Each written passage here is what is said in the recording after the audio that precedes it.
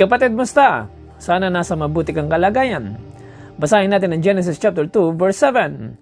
Then the Lord God formed the man from the dust of the ground. He breathed the breath of life into the man's nostrils, and the man became a living person.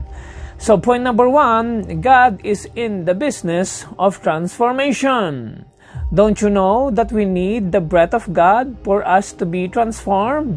Ibig sabihin, Diyos lamang ang makapagpapabago sa atin. We can only train ourselves, but we cannot transform ourselves internally. We need the Spirit of God.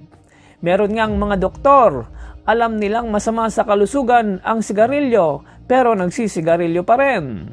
May mga ibang lawyer at PhD holder, pero sinisigawan ang mga cashier at security guard.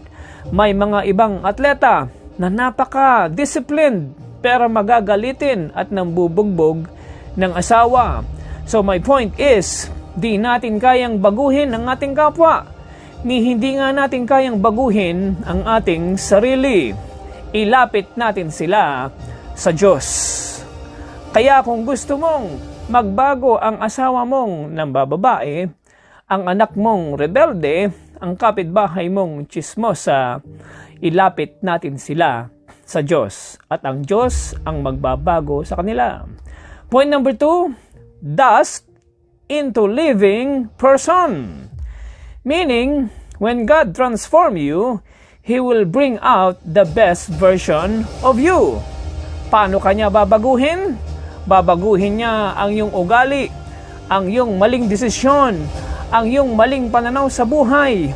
Magiging mabait ka, matuwid, banal, mapagmahal sa kapwa, at makadiyos. Anong sekreto? Ilapit natin sila sa Diyos. So kapatid, thanks for joining me, and I hope to see you on our next Bible study. God bless.